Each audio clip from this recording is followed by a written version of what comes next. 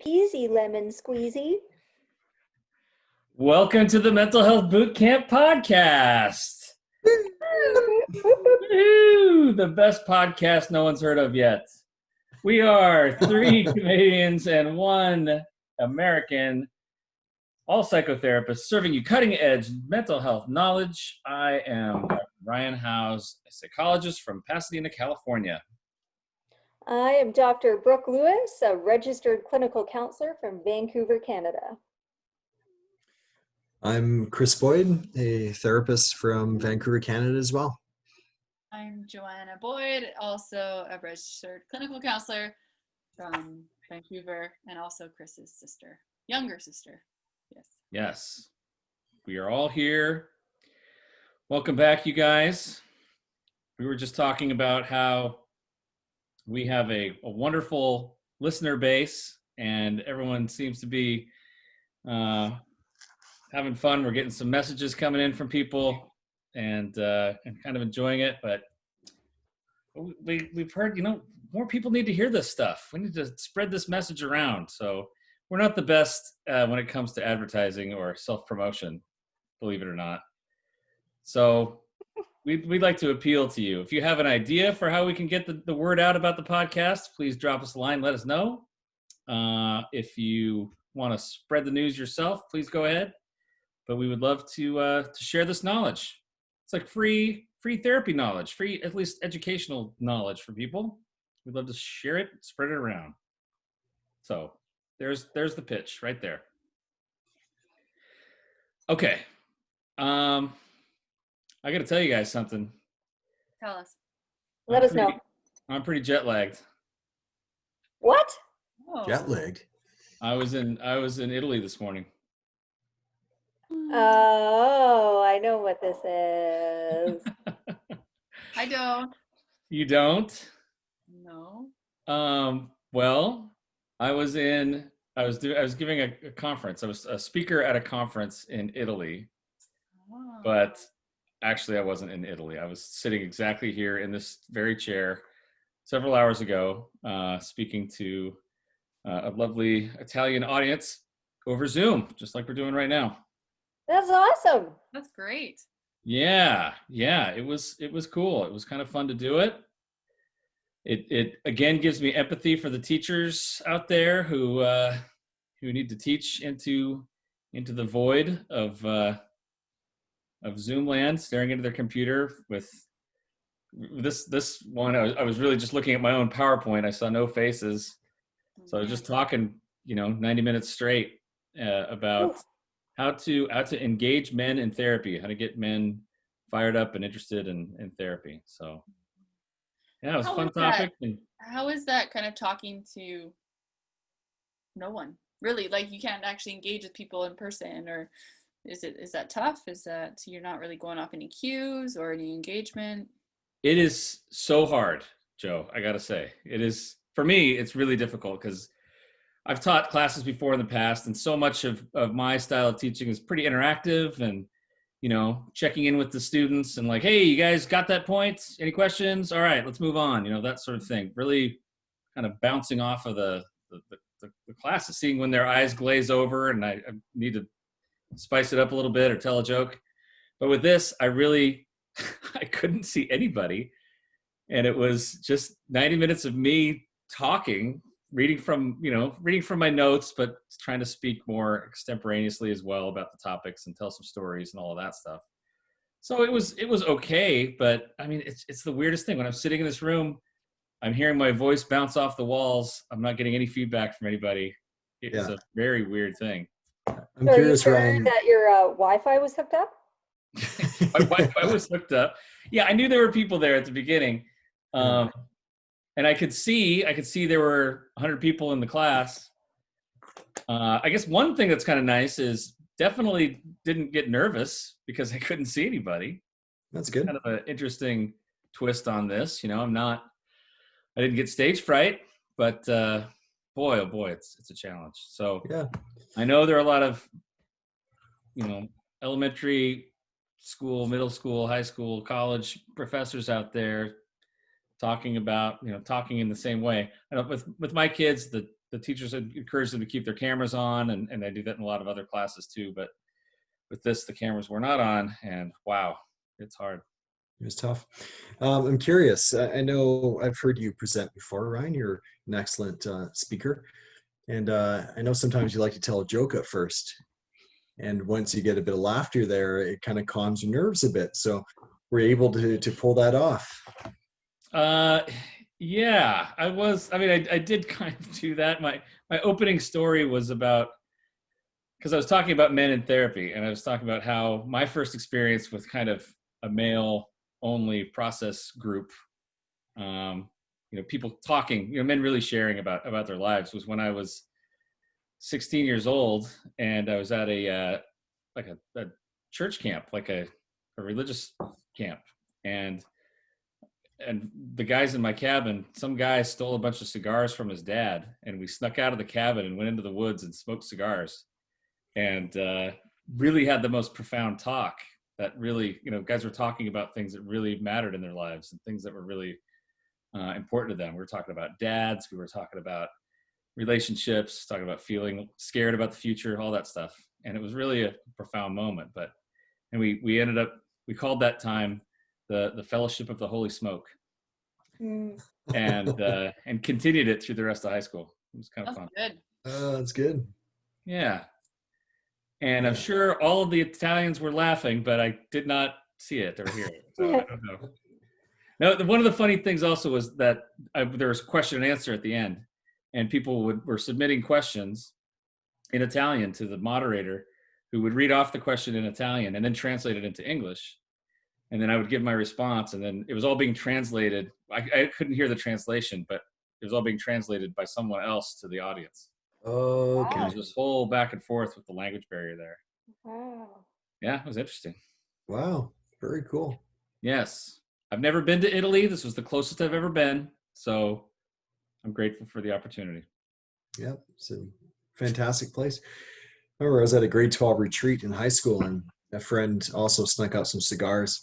Yeah. So I joined them and thought we're pretty cool, but I guess I inhaled too much of that cigar and made me feel quite sick. So I remember throwing up behind a cabin, and one of our vice principals came around. His name is Mr. Steele, and his name is very, very, very fitting. He's like, "What the heck are you doing?" So I explained the situation, and he's like, "You know what? I'm not even gonna, give you issues. Like, it seems like you're having a tough time." So you already had your punishment. Yeah, so I threw up behind a cabin for a while, and that was it. Haven't really been big on cigars since.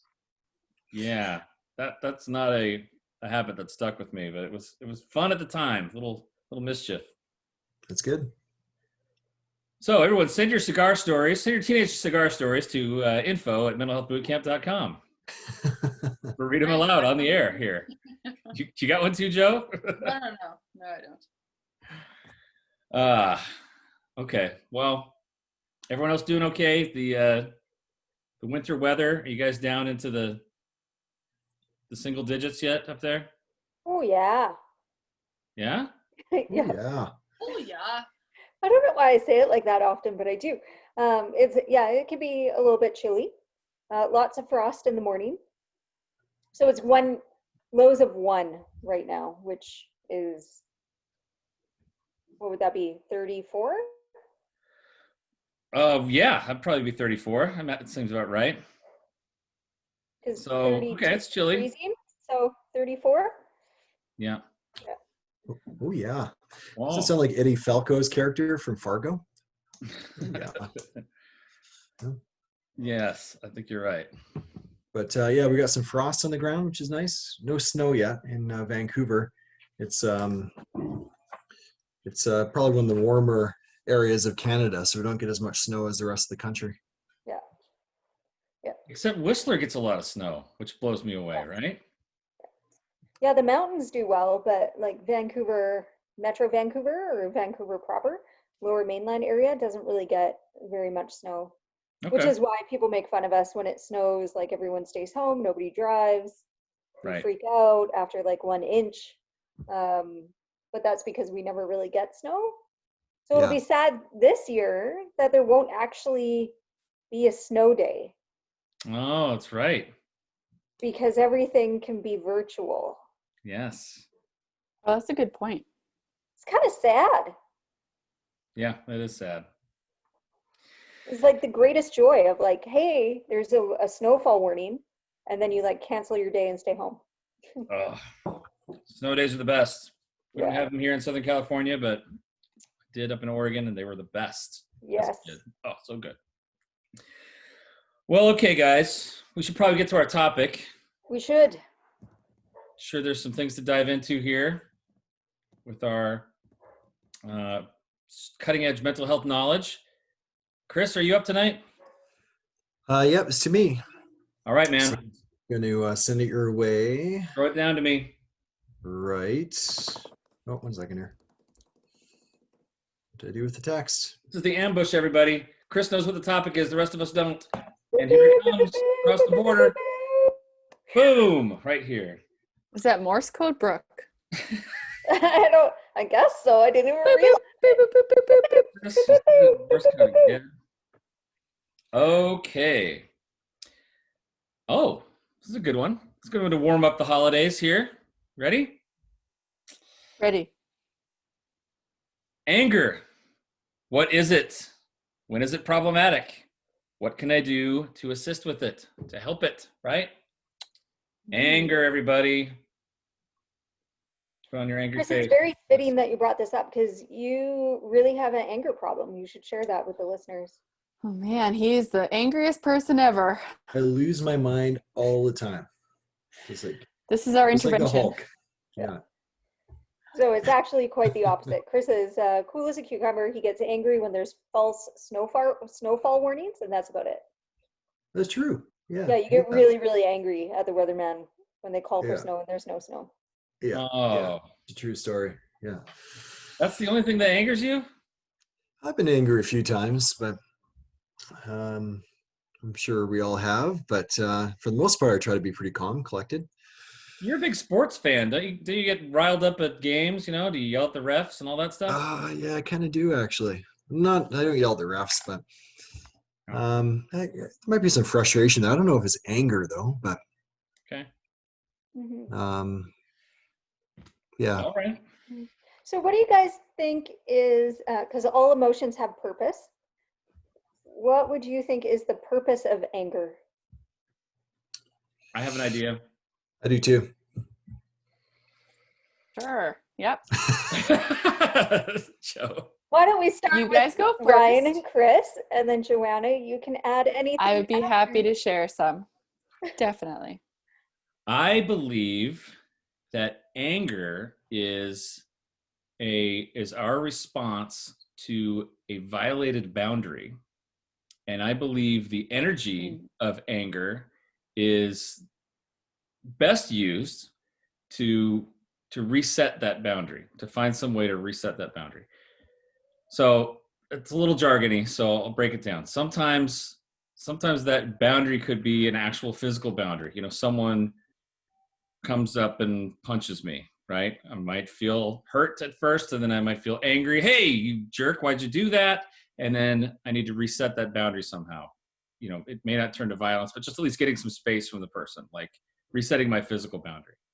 I think if someone violates my boundary, you know, emotionally or interpersonally some way, you know, they call me a name, they betray me, they you know, somehow do something to make me lose my trust in them, something like that.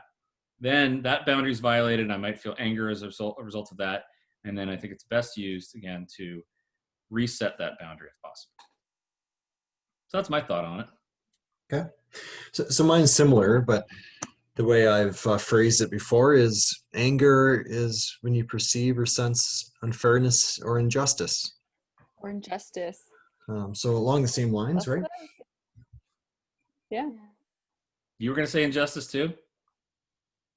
Yeah, I think when there's anger, there's usually something perceived as unfair or unjust. So it's your response to that, whether an injustice to yourself or you're seeing it elsewhere, and it's something that riles you up. I think that something that you're connected to, obviously. I agree that definitely came to mind for me as well. Like immediately, injustice.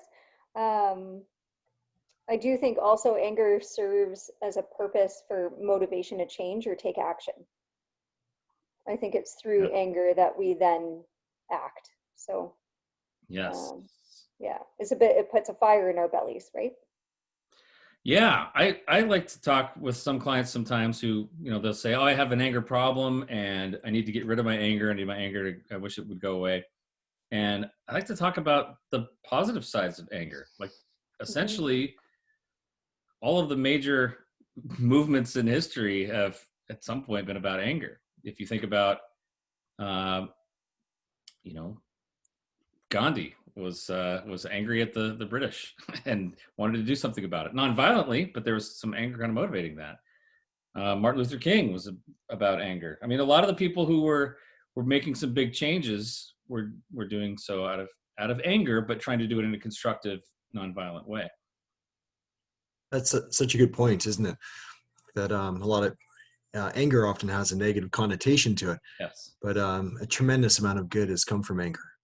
Yes. Yes. Mm-hmm. I think a lot of people, it's important to say that sometimes there's emotions or, feelings out there that get a bad rap.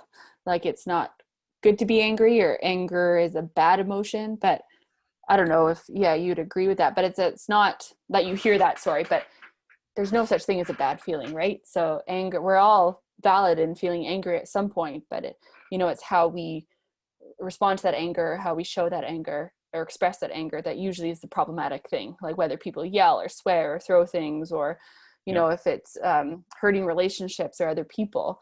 But we're all feeling angry at some point. It's okay to be angry. It's just what we do with that anger is, I think, where a lot of people need support. Yes, I totally agree with you, Joe. And I like to distinguish with clients between the feeling and the behavior that's usually associated with that. Anger in itself is just an emotion, and it's neutral. I think it's non-negotiable as well. If we feel it, we feel it. I don't think there's any stopping that necessarily. But we have a choice about what behavior we're going to attach to that. Is it going to be hostility and violence and recklessness, or is it going to be something constructive? And there's a lot of energy behind anger. If you can harness that and try to channel it to something good, I think it's really powerful. So do you think there's a tendency though to go in that negative direction and be reactive and destructive with anger? Do you think that's why anger has a bad rap? Yes. Yes. Mm-hmm. Short answer, yes. I think people certainly get into that place where they get into fits of rage. People see red, like literally see red at times, and they feel like they lose control and go just over the top with their anger, and anger controls them at that point, right? And I think, Ryan, yes, like I think and I think what I'm going to say is probably similar to what Brooke might be thinking, is just biologically, like in regards to our brains, like you see red or you feel out of control because the thinking part of our brain, the brain executive functioning part of our brain that is rational or makes decisions, that goes offline when we get really escalated, when we go into the feeling part of our brainstem. And so we really are, we're not thinking. We're not, might say things that we're not, that might not be typical. We might do things that might not be typical because we're not in control, really. Mm-hmm. And at that point, there's so many physiological changes that are happening in our body to kick into that fight or flight response. It's incredible. There's some research that suggests, or has studied, I can't quote who did it, but 5 minutes of self-inflicted anger.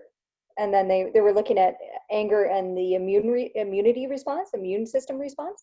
So 5 minutes of self-inflicted anger, it took 6 hours for the immune system to go back to like the resting state, to repair itself, to go back to normal. Wow.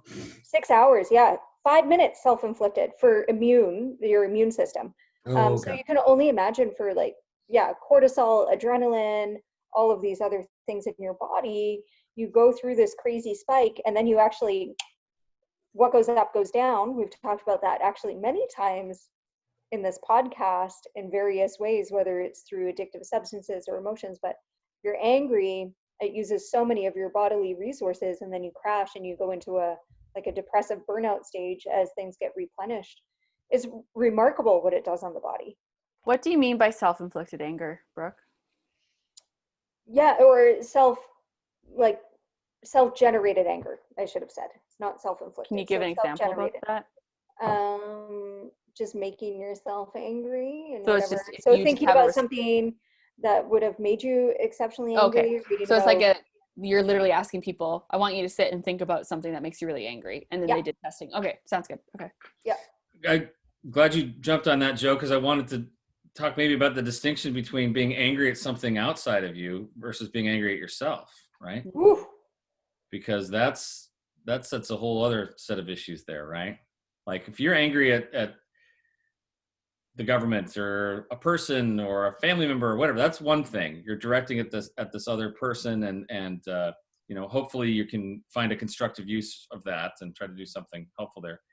But for many people, they're directing that anger towards themselves. I'm such an idiot. God, why did I do that? What is my problem? That sort of thing, right? Yeah. It's so interesting.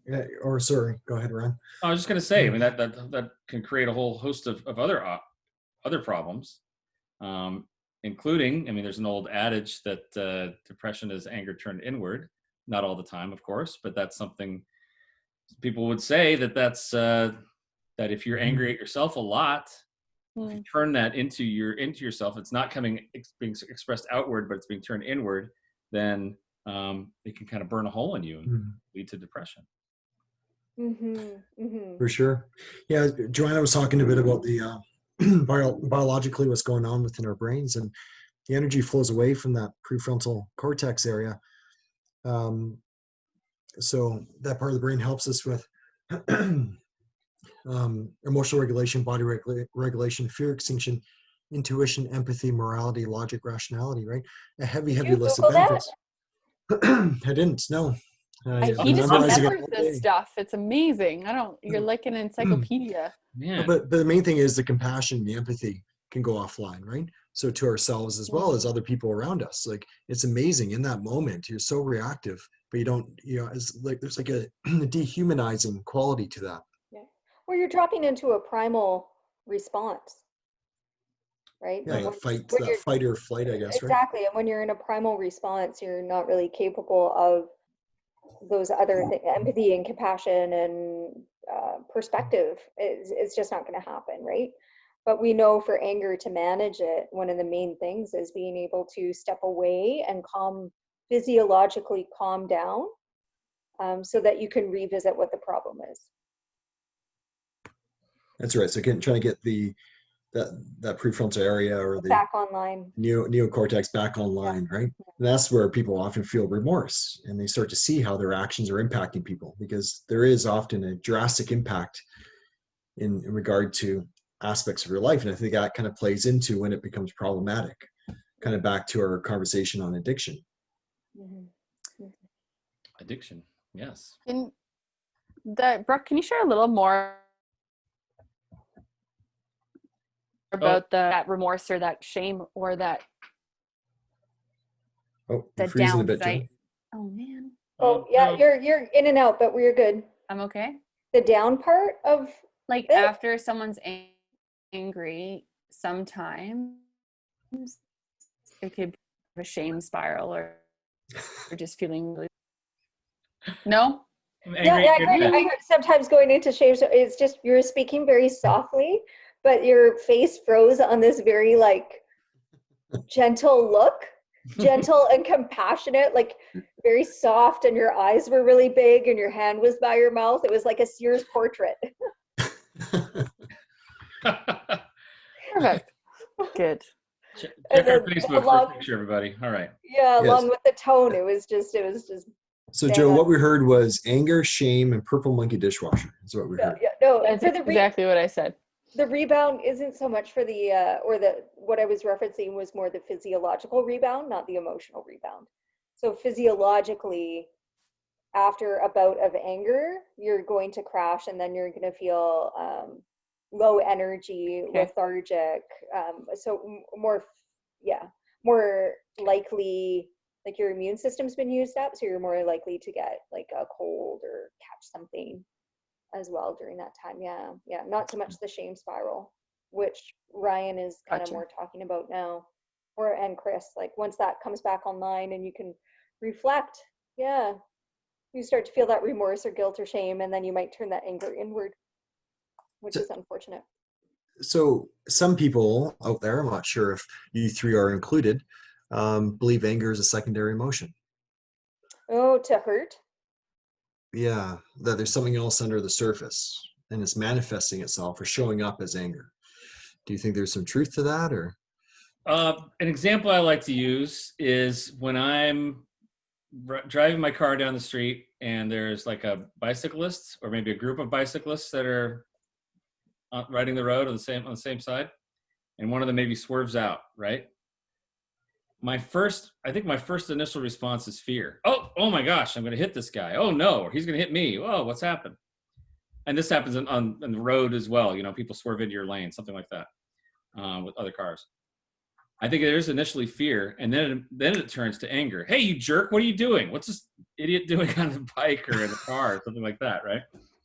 So I think in that case, in some of these cases, yeah, I think anger is secondary to something else. The fear in this case of something's going to happen or could happen to me, and I could see that happening with hurt as well. Mm-hmm. Do you think you could come up with an example where anger was the primary? I'm trying to think about it right now, but the examples, anything I'm thinking about, even personally, like when have I been angry? It's like, no, more, that was actually more irritation, or maybe that was hurt or fear. I mean, I think for me that comes from like news stories. You know, I hear of someone being unjustly killed somewhere. I'm not feeling fear first. I'm not feeling hurt first. I'm ticked off. Like what is going on out there? You know, something like maybe it is something more external that I just pick up on. Like, hey, this big injustice happened. What? That is so wrong. You know? Yeah. That's a good point. Yeah. So maybe it can be both. Maybe it shows up as a secondary emotion in a lot of ways. And I guess as therapists, we need to be aware of if there's something under the surface that's driving that, or it can be a primary emotion as well. Mm-hmm. So if it is something that can be, it's both, of course. Anger can be towards an external source. It can be towards yourself. What are your thoughts on that? Like if you are, you know, sometimes people have we all have a critical voice, right? Some part of us that is kind of, you know, keeping close eye on our behaviors and our thoughts, and maybe saying, oh, what a jerk, or that was a dumb thing to say, or something like that. But real anger towards yourself, like, I can't believe I did this. This was so horrific. How do you think we can change that? Is this a matter of self-talk? Is this a matter of channeling it somewhere else? What do you think we can do with that anger? Do you think it is anger, or do you think of that shame and guilt? Okay, tell me and more, embarrassment. Like I don't know. I'm just thinking. I think it's helpful for someone to understand, first of all, the nature of why they may have responded that way, or what's going on when we do get angry, right? To help understand, why did I say and do those things, or what could have contributed to that? You know, versus, I don't know if that makes sense. Like almost being like, oh, okay, I understand a bit about this, or give yourself permission to feel a little bit, and then try to help yourself maybe respond differently at a different time. Yeah. Because people do there is anger towards the self, and I see it a lot with the non-suicidal self-injury, so cutting and stuff, like self-punishment, right? Mm-hmm. Like I am bad, I did bad, I'm a bad person. Even if it's something small, like where it's almost like a sense of I've disappointed someone, or I've disappointed something, and therefore I'm bad and I'm angry at myself and I deserve this hurt. I deserve this, and the anger gets turned into that. And so with that, though, I think it goes back to some of the previous podcasts that we've done, where I would explore acceptance and forgiveness, and compassion, self-compassion, and how to move through that, to honor those feelings but still move through that, right? Yeah. I think it's tough though to do the cognitive piece when we're feeling so worked up, right? Mm-hmm. So Brooke, you mentioned earlier that trying to calm the body down and get the energy back to where it needs to be in the brain is often a great first step for people to learn, right? It might be as simple as that, taking some deep breaths, or a sports team again, they call it timeout to regroup when they're feeling that they're not executing like they should, right? And so there's lots of ways to ground ourselves, and then trying to figure out maybe what's going on under the surface, or trying to process the situation. And trying to differentiate too, the difference between fact and emotion. Just because you feel a certain way doesn't mean you are that. If you feel that you've done something wrong, doesn't mean you're a bad person. Like Ryan, you had come up with an example about that too, right? Yeah. In the previous podcast about shame. But we are our harshest critics, and we have this negativity bias as well. So that first thought that pops into your mind, we can't control it. It's the second thought we choose to have is where that growth takes place. So if I followed around one day, Ryan, and said all these nasty things that may pop into your own mind, like, you're not good enough, or yeah, your joke at your conference wasn't funny, or Oh, thanks a your lot, beige Chris. shirt is really beige. Oh, that is so low. That's below the you belt. probably do. You would do that. You would say, you'd probably stand up for yourself and you would talk back to me. But what happens if those thoughts popped into your own mind? You'd probably believe it because you're the one thinking it, right? So there's this fallacy there that because of thoughts in our own minds, that it must be the truth. It must be logical. But again, we're not our thoughts. Like, we have that deeper part of our mind where we can notice the thoughts popping into our minds, right? So if you're trying to focus on I don't know, working on an assignment, for instance, and you keep on thinking of fun plans for the weekend, you can catch yourself and bring yourself back to that assignment, right? So that's kind of where you need to notice those thoughts, and not believe it. Don't take the bait and fixate and ruminate. Mm-hmm. That's great. I like that. Okay, so that's a great way to kind of talk about the internalized anger. I think the original question was more about the external, and it's kind of funny, or maybe it's not so funny. There was a movie a few years back called Anger Management that was, I didn't even see it, but it was about two people in an anger management group who had a lot of anger, and kind of funny seeing how they tried to navigate it. Now it's kind of thrown around almost as a joke to people, like, oh gosh, that guy needs anger management training or something like that. But in reality, how can we manage our anger? I mean, one of the questions here is when do we know it's problematic? I think we've talked about what problem anger looks like, when it's destructive and hurting other people or hurting ourselves. But what can we do? Let's say that maybe pre getting into that red zone. If it's not that kind of anger where we're completely offline and lost it, but people tend to say some things they regret when they're angry.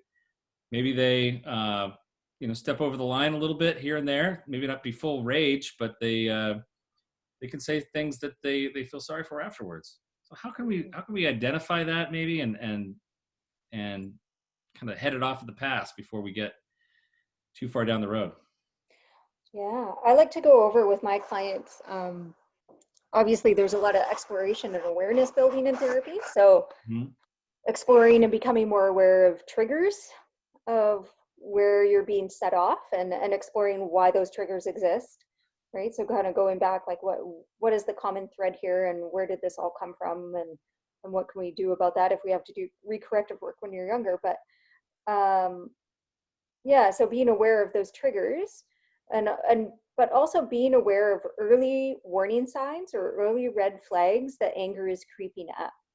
And some of these things clients, or most often clients, haven't even really sat to think about it. So it may be like, oh, I actually clench my fists, I clench my jaw, I feel hot. I notice my stomach feels like it's going into my chest. Like, there might be physiological markers that you could notice in yourself. And as soon as you feel those markers, that means we got to go calm down for 10 or 20 minutes before revisiting what was even happening. And a little similar to last week, Dennis was talking about getting caught in the reads, getting caught in the content. So often this anger is going to be, we want to opposed to looking at what specifically was happening in the situation, but what was your emotion in that situation that kind of triggered you, and what's really going on there. So Right. in a shorthand answer, yeah, awareness of triggers, awareness of physiological feelings, so you can identify your red flags, calm down faster, and after you've calmed down, then you need to go back and revisit to explore what happened there at an emotional level, not at a superficial, the dishes weren't put away in time level. But I felt overwhelmed when I came home from work because I had a big day and I didn't sleep well last night, and I was overwhelmed to see the dishes. So then we're talking the emotional level. Good. Yeah. I like to, this is something I was talking about in Italy this morning. I like to, a lot of times early on in therapy, in the first few sessions, as I'm trying to get to know somebody, I like to ask them about their relationship with their emotions. I may have mentioned that on here before, but I like to talk to them about like, what's your relationship like with anger? What's it like with sadness? What's it like with fear? Including going back historically, like how was anger managed in your household when you were growing up? You know, was it no one's allowed to be angry, so you should be ashamed of yourself if you feel that? Or was there a lot of anger? Everyone was yelling and screaming all the time. I mean, these sorts of early messages can really set a precedent for you that you're maybe not even aware of. Like, oh, wow, I've been dealing with anger my whole life, or I've been feeling guilt or shame about my anger, of trying to repress it because that was the rule of the household, or whatever that might be. So I like to try to talk through that and think through that with clients beforehand. Kind of, they call striking while the iron is cold, you know, not in the heat of the moment, way before the heat of the moment comes up. And that can be insightful for them and help them become aware of their tendencies and kind of the messaging around some of the emotions that they feel, including anger.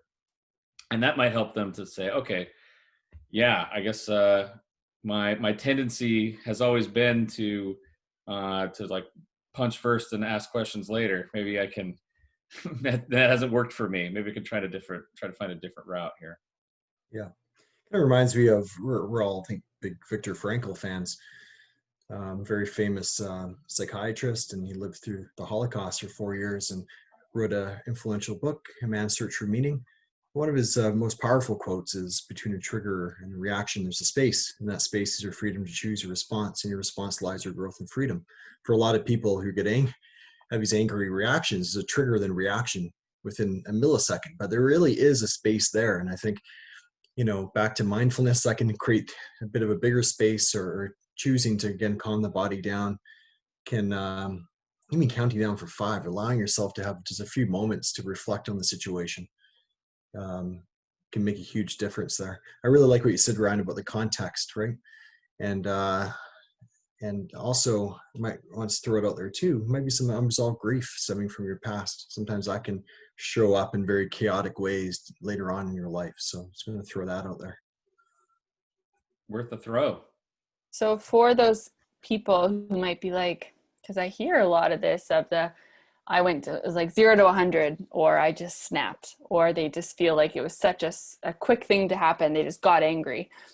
Like if there's any discussion of they didn't see it, you know, like there's that, I don't know, you hear that jargon a lot. So we would say to those people as well, like, we really want to work on slowing it down and recognizing some signs. And it's more that people might not even be aware of what, like Brooke, you said, what's even happening physiologically. So we want to kind of provide that education, help people know what to look for, because it's not necessarily like this, even though it feels like it, because people are like, I feel like it just happens.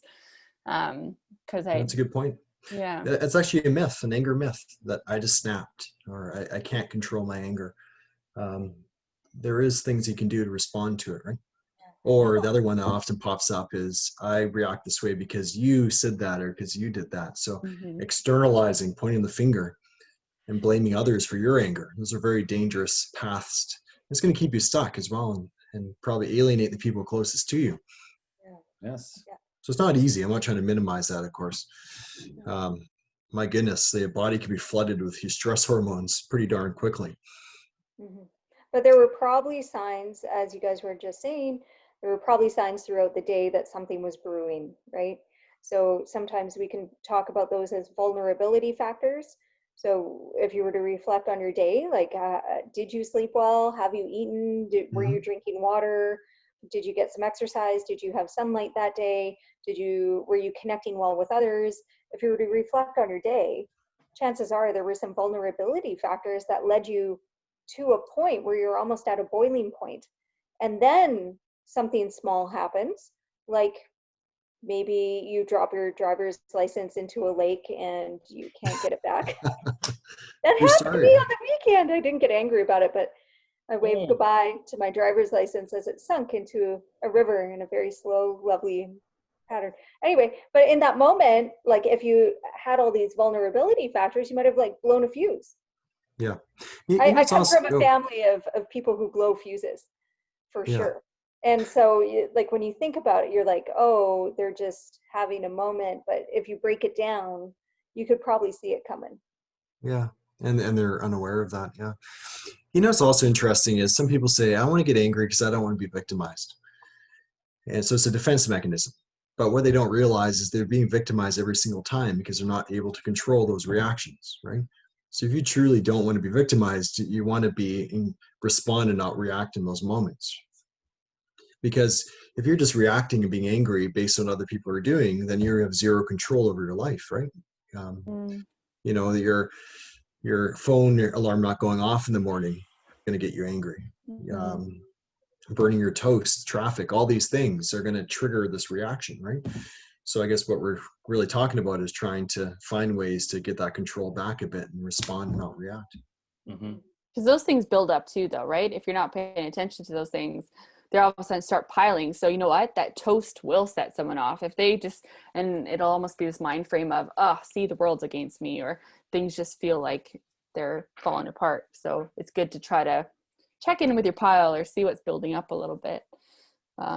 Check in with your pile, everybody. Yeah, or whatever. Maybe there's a better, not a pile, whatever. But I just from Joanna this week. I love it. Checking with your pile. But That's it just great. Instagram post number 1. Because it's if it's the toast and then something else, you're late, or it just is like and you're blaming the external world, but you're like, okay, obviously I'm really getting triggered here or riled up. What's going on with me? Like, what's happening here? What do I need to check in with? Everyone get ready for our Christmas gifts. We're going to have mugs that say Mental Health Bootcamp Podcast. Check in with your pile. Oh. We should do that. I think that'd be great. That would be good. There's a ring to it. Start an online store. I think that's wonderful. Guys, don't be mad at me, but we got to go. I know. We can definitely do more. We can do more anger stuff in the future, but for now, we must say farewell. So let's spread this podcast around and like and subscribe. Come to Apple, Google, Podbean, or YouTube.